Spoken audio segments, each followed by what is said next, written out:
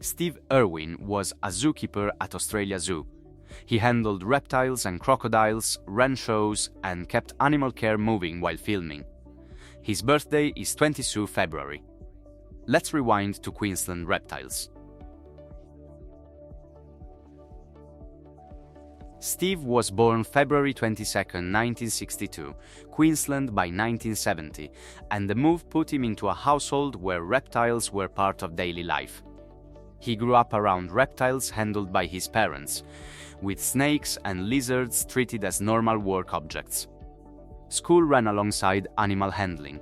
He handled venomous snakes while still young, and close contact capture work became familiar early. A family wildlife facility stayed in the background as a steady place where the handling repeated. Feeding and care sat next to more handling. Close contact reptile work required hands-on handling. In Queensland, Steve keeps crocodiles and snakes in reach. Steve spent the Beerwah Park years before TV building his days around a reptile park and its visitors. Park work included feeding, cleaning, and handling, with crocodiles taking up a big share of the risk. Public demonstrations repeated, so the same animal care routines had to hold up in front of people. He practiced crocodile capture and restraint as a repeatable workflow, not a one-off stunt. Enclosure handling stayed tied to physical proximity, even when the day got crowded. That same park setting linked animals, visitors, and staff into continuous operations. Public handling could not proceed without safe control of crocodiles.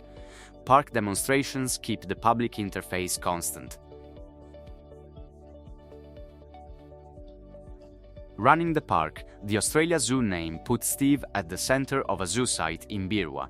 He ran day-to-day animal work as a principal operator, while the park presented itself as Australia Zoo. Visitor throughput grew and the show schedule had to keep up, with feeding and animal care still non-negotiable. The Australia Zoo identity sat on top of the same crocodile and reptile workload he already lived in. Management and handling ran back to back. The zoo became the base he returned to, while media work attached to established routines. Zoo work cannot pause when travel or filming expands. Shows and feeding cycles remain scheduled obligations. Steve married Terry on June 4, 1992, and the partnership immediately overlapped with Australia Zoo work. They run zoo and animal work as a two-person public unit, with both present for handling demonstrations. Shared handling scenes created repeatable setups around reptiles and crocodiles, and the joint schedule tied zoo duties and filming duties together. Risk with animals stayed real, and planning and positioning became coordinated between them. Australia Zoo remained the main workplace, and the couple identity became part of how the work showed up publicly. Zoo operations must be covered while travel and filming increase. Joint animal handling stays the visible work surface. When the Crocodile Hunter begins in 1996, Steve and Terry turn live animal handling into a repeat broadcast format. Filming pushed them out from Australia Zoo and then back again, so travel and return became a steady pattern. On-camera work required repeated capture, restraint and release sequences, and production time stacked onto animal care time. Episodes demanded varied animals and locations, but the baseline kept returning to crocodiles and reptiles. The work stayed physical and close, and the show required it again and again. Filming could not proceed without controlled handling of live animals. Australia Zoo still needs daily animal work coverage. Animal Planet years for the show kept Steve traveling while Australia Zoo stayed the home base. He handled animals on camera across multiple locations, and travel increased logistics for gear and crew. Location variety demanded broader animal handling knowledge, and repeated filming increased exposure to bites and strikes. He still had to return to Beerwah, where zoo operations continued while crews traveled. Remote shoots ran with limited margin for medical help.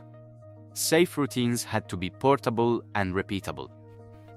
Zoo operations cannot be left uncovered during travel. The zoo remains the fixed return point.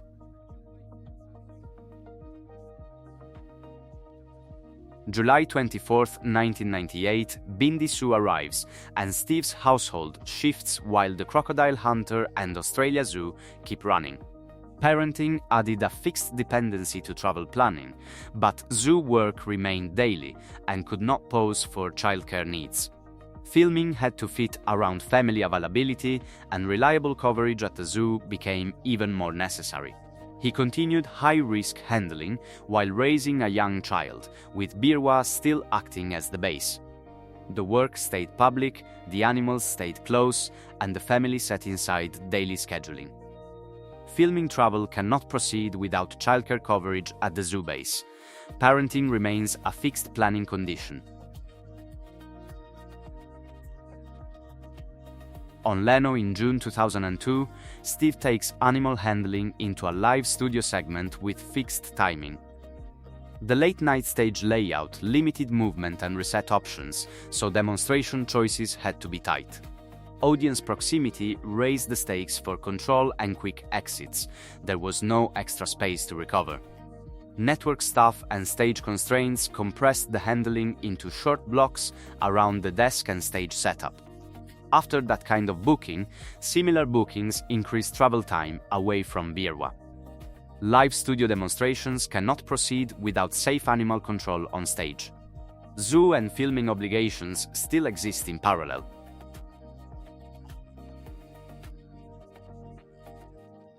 Collision Course in 2002 shifts Steve into a feature film format tied to The Crocodile Hunter.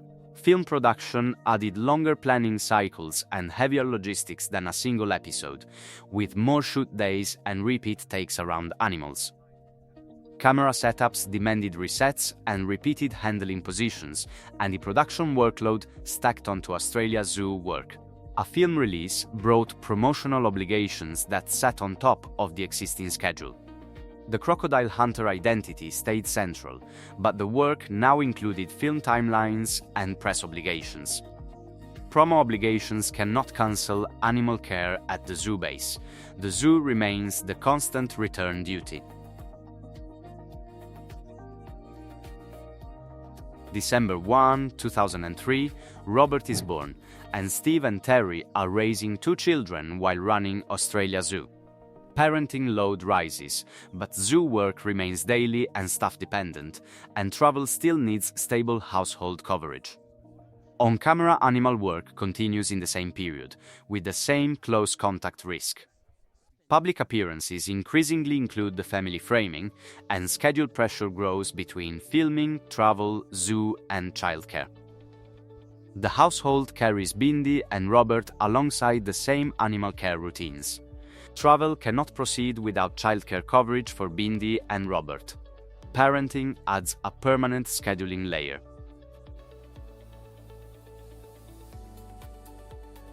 The June 10, 2004 Conan segment puts Steve back into a late-night studio with animals as the live demonstration object. Live stage time compressed demonstration choices again, and audience proximity demanded quick control and clean exits. The desk and stage layout forced handling into tight lanes with little room for unexpected movement. A segment like that adds travel and rehearsal time, while Australia Zoo still needs consistent staffing in Beerwah. The format becomes familiar, but the constraint stays the same each time. Studio demonstrations cannot proceed unless animals remain under control near the audience. Zoo operations still require consistent staffing in Beerwah. The 11th October 05 Conan appearance repeats the late-night guest slot, keeping Steve inside the same studio constraints. Repeat booking means more time away from Australia Zoo, and the calendar compresses around travel blocks. Stage limitations reduce margin for unexpected movement, so the handling has to stay rehearsed and controlled. The same expectation remains: animals in the studio, short blocks, audience nearby. Media work continues while family responsibilities remain active at home. Late-night demonstrations only count as safe segments if animals remain controlled near the audience.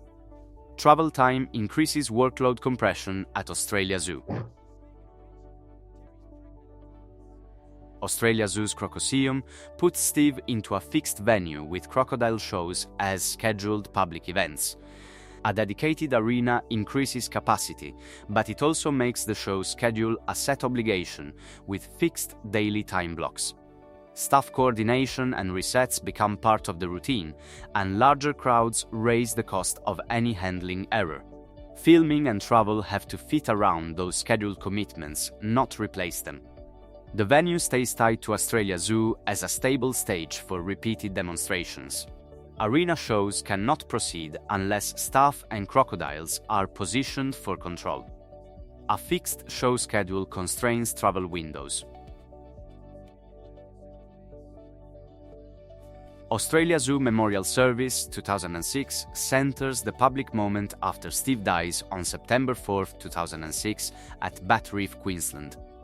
The death ends new on-camera work immediately, and the public memorial service becomes a formal gathering point at the zoo.